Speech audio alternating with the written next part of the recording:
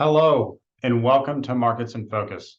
My name is Joe Bell, and today I'm going to walk you through some of the most interesting financial market themes that I'm observing. So a lot of concern, a lot of headlines. Obviously, we had the near government shutdown avoided, the House Speaker. Who knows when that's going to get solved? But more importantly, obviously, the big conflict between Hamas and Israel and all the lives lost, a very terrible event globally, and the implications, obviously, and how that will unfold is difficult to predict at this time. We think it's important during these emotional times to take a look back and look at historically how that impacts stocks and the markets so that we can make sound investment decisions, not based on emotion and looking at the headlines. Also, recession. Many people 6-8 months ago believed we were going to be in a recession at this time. We're not. The Fed is keeping rates likely higher through the end of the year. We'll discuss why and what the indicators for the US economy are showing us right now. And finally, bearish equity sentiment. Pretty good contrarian indicator. We're seeing pretty strong negative sentiment, which from a contrarian perspective, historically is actually bode well for equities going forward. So I mentioned the recent conflict between Israel and Hamas, right? Unfortunate turn of events. But when you look back historically, it's actually been about a year and a half now since we had Russia and Ukraine war start, still going on at this time. It's quite unbelievable. I'm not sure I would have believed that had you told me that a year and a half ago that would still be going. But when you take a step back and look at what is the impact on the marketplace, on equities, right? Because we do see investors react to these events pretty emotionally, historically. The data tells us, we look at several major geopolitical events going back to 1950, 10 of them over that time from 1950 all the way through the end of 2022. Typically over 1 month, we see a little bit of a pickup in volatility, kind of muted 1 month returns of negative 0.4%. But if you look out over 6 and 12 months, typically you see average to around average positive returns. So markets generally get better. And the big takeaway for me is you need to be careful not make necessarily investment decisions based off of scary headlines or major geopolitical events like these, because that relationship to the stock market tends to be driven by the underlying economic cycle and more fundamental and trend momentum characteristics, more so than headlines and geopolitical risks right now. So be careful. Using emotion and using headlines to make investment decisions during this time is one takeaway from me. Recession.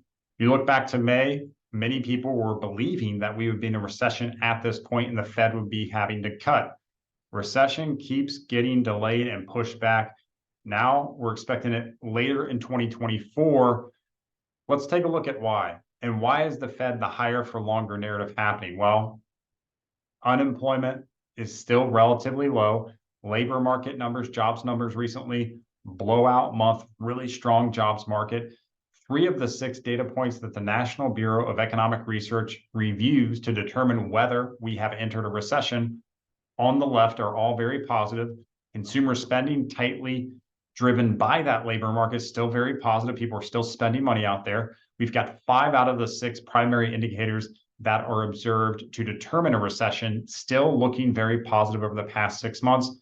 That resiliency, along with the fact that inflation continues to run above the Fed's 2% long-term target, remains the major reason why the Fed continues to hold rates and why the market expects the Fed to hold rates at this level through the end of the year. Finally, sentiment. All right, the moods, the emotions, the overall sentiment around the market. Historically, Warren Buffett always says, be greedy when most are fearful and fearful when most are greedy. On the chart here in the blue, we have the S&P 500 price index with the Hulbert Stock Newsletter Sentiment Index. What is that? That is an index generated by Mark Hulbert. He goes out and surveys all of these different newsletters across the nation and gives us the average recommended stock market exposure from the outlooks of these newsletters. Pretty interesting take right now. The average market newsletter is recommending negative percentage, right? That's shorting the market. That is the most bearish these newsletters have been since January of 2023, which, with hindsight, right, that was ahead of a very strong market rally that we've had so far this year. Typically, these are pretty good contrarian signs, and the fact that So much negative sentiment has entered the market in response to the various geopolitical events. The fact that rates have moved 100 basis points over the past several months, higher for longer, a lot of scary things, understandably. But historically, when we see the market participants react so negatively to this, we actually want to potentially take a look at the market right now and say, hey, maybe there's so much negative sentiment, there's some opportunity here. Historically, these have led to better than average returns when you see that enter the market.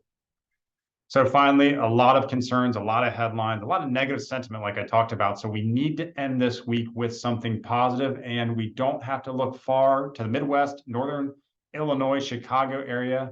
104-year-old woman, oldest person in history. We're waiting for the Guinness Book of World Records to certify that, but it's looking good. She just surpassed the previous record of a 103-year-old. She successfully, in a tandem jump, did a skydive at 104 years old. Hat tip to you. I don't have a hat, but I'll give you the invisible hat tip there. And congrats. Way to do it. That's great at 104 years old to still be out there living life. Congratulations and good luck. All right. With that, I want to thank everyone for watching, and we'll see you next time.